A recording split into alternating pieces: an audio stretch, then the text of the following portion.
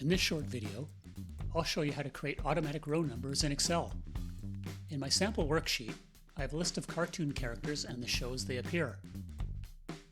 If I needed to have a number for each row, I could simply enter the first few rows and then use the fill handle to complete the remaining rows.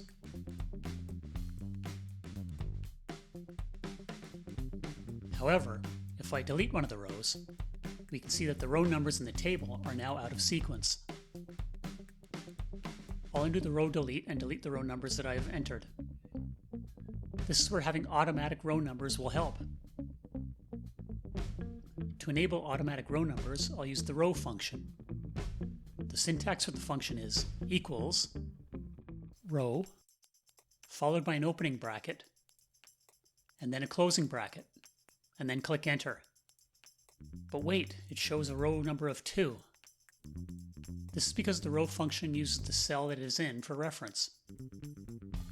To fix this so it starts at row 1, I will double-click the cell to enter editing mode. I will then enter a value after the 2 brackets. In this case, I will enter -1 because I'm in row 2, but want my numbering to start at 1. Next, I'll copy the formula to the remaining rows in the table. Okay, so now we have our row numbers in place. I can now delete some rows, and we can see that our row numbers are automatically updating themselves. If you found this video helpful, please give it a thumbs up and subscribe.